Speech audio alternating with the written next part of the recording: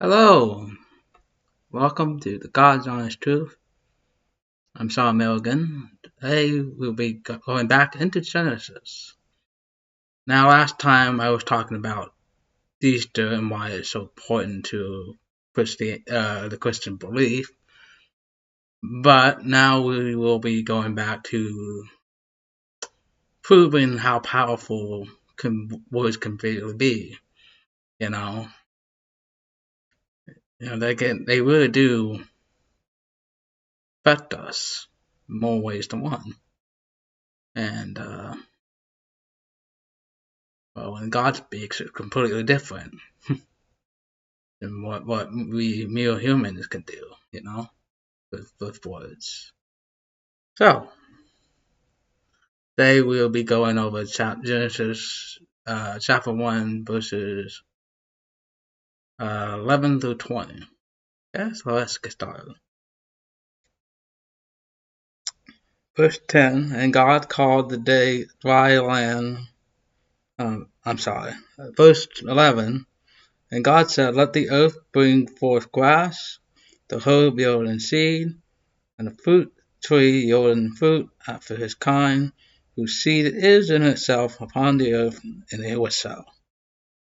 And the earth brought forth grass and herb yielding seed after his kind, and the tree yielding fruit, whose seed was in itself after his kind, and God saw that it was good.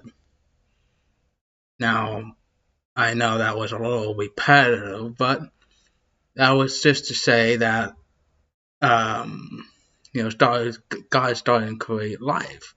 He's starting with grass, and trees that can bear fruit, and that can, once they fall, the seeds can go in the ground and create more trees. That's all it's really saying. 13, and the even and the morning was the third day, and God said, let there be lights in the firmament of the heaven to divide the day from the night, and let them be signs for seasons, for days, and for years.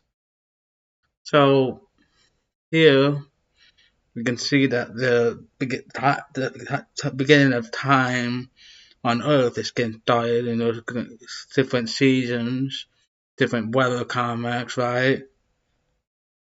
15. And let there be for lights in the fragments of heaven to give light upon which the earth, and it was so. And God made two great lights, the greater light to rule day, and the lesser light of the night to rule the night. And he made the stars also. So here it's clearly talking about the sun and the moon, right? The sun controls the day, the moon controls the night, as well as the stars that we see out there. They also help light up the world, so to speak. 17 to 18.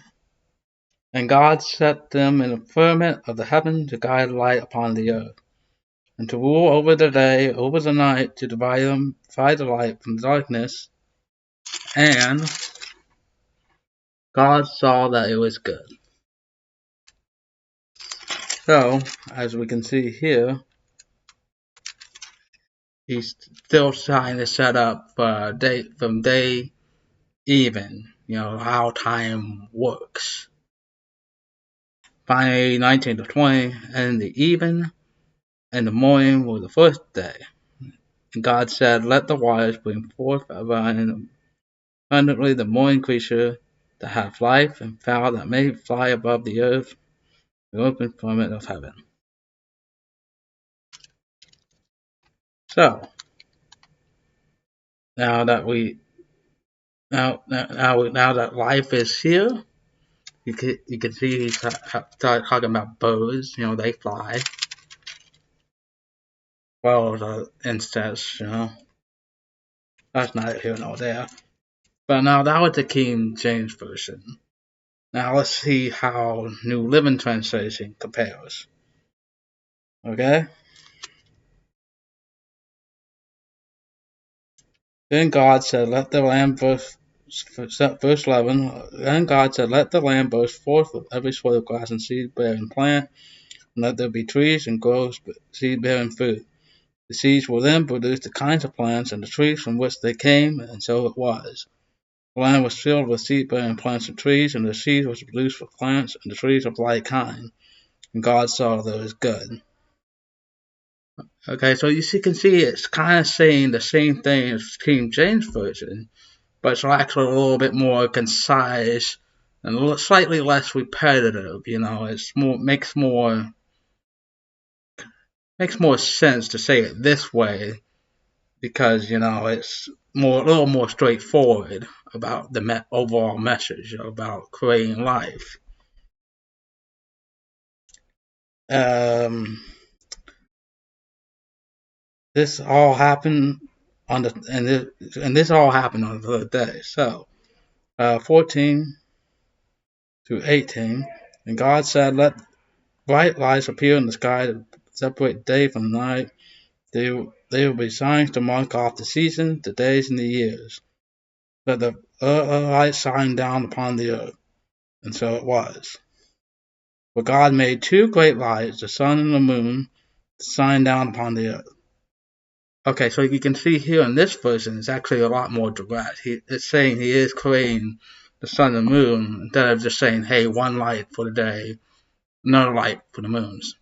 So you can see how different books might have do it different, say things differently, but have the overall the same message, and that message being that God created life on earth.